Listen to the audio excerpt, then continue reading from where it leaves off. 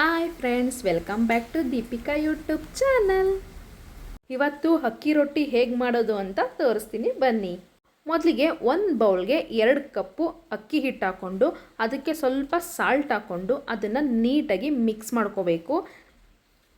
ಇದಕ್ಕೆ ಈಗಲೇ ನೀರು ಹಾಕೋಬಾರ್ದು. ಸ್ವಲ್ಪ ಜೀರಿಗೆ ಹಾಕೋದ್ರಿಂದ ಫ್ಲೇವರ್ ಅಂತೂ ಸೂಪರಾಗಿರುತ್ತೆ.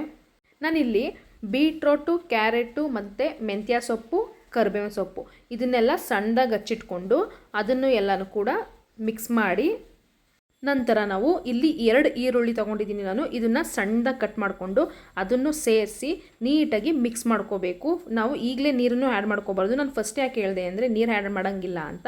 ಇದರಲ್ಲಿ ಈರುಳ್ಳಿಲಿ ನೀರಿನಾಂಶ ಇರುತ್ತೆ, ಅದಕ್ಕೋಸ್ಕರ ಫಸ್ಟೇ ನಾವು ನೀರನ್ನು ಆ್ಯಡ್ ಮಾಡಬಾರ್ದು. ಇವಾಗ ಸ್ವಲ್ಪನೇ ನೀರು ಹಾಕ್ಕೊಂಡು ನೀಟಾಗಿ ಎಲ್ಲನೂ ಮಿಕ್ಸ್ ಮಾಡ್ಕೋಬೇಕು. ಜಾಸ್ತಿ ಗಟ್ಟಿನೂ ಇರಬಾರ್ದು, ಜಾಸ್ತಿ ತೆಳ್ಳಗೂ ಇರಬಾರ್ದು. ರೊಟ್ಟಿ ತಟ್ಟೋ ಅದಕ್ಕೆ ನೀಟಾಗಿ ನಾವು ಸ್ವಲ್ಪನೇ ನೀರು ಹಾಕ್ಕೊಂಡು ನೀಟಾಗಿ ಮಿಕ್ಸ್ ಮಾಡ್ಕೋಬೇಕು. ಈ ಥರ ನೀಟಾಗಿ ಹಿಟ್ಟನ್ನು ಕಲಸಿಟ್ಬಿಟ್ಟು ಒಂದು 15 ಮಿನಿಟ್ಸ್ ಆರ್ 20 ಮಿನಿಟ್ಸು ಇದನ್ನು ಬಿಡಬೇಕು ರೆಸ್ಟಲ್ಲಿ.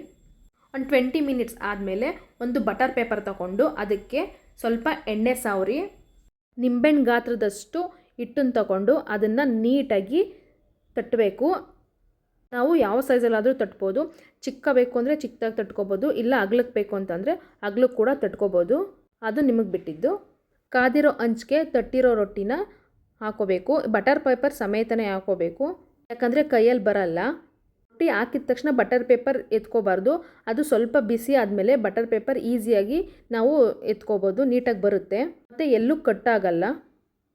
ಸ್ವಲ್ಪ ಎಣ್ಣೆ ಹಾಕಿ ಅದನ್ನು 2 ಕಡೆಯನ್ನು ನಾವು ಚೆನ್ನಾಗಿ ಬೇಯಿಸ್ಕೊಂಡ್ರೆ, ಸಣ್ಣ ಉರಿಲೇ ನೀಟಾಗಿ ಬೇಯಿಸ್ಕೋಬೇಕು. 2 ಕಡೆನ ನೀಟಾಗಿ ಬೇಯಿಸ್ಕೊಂಡ್ರೆ ಬಿಸಿಯಾದ ಅಕ್ಕಿ ರೊಟ್ಟಿ ರೆಡಿ.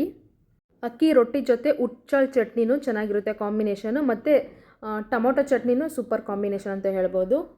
ನೀವು ಒಂದ್ಸಲ ಟ್ರೈ ಮಾಡಿ. ನಿಮಗೆ ನನ್ನ ವಿಡಿಯೋ ಇಷ್ಟ ಆಗಿದ್ರೆ ಪ್ಲೀಸ್ ಲೈಕ್ ಮಾಡಿ, ಶೇರ್ ಮಾಡಿ, ಕಮೆಂಟ್ ಮಾಡಿ, ಸಬ್ಸ್ಕ್ರೈಬ್ ಮಾಡಿ. Thank you for watching. Bye.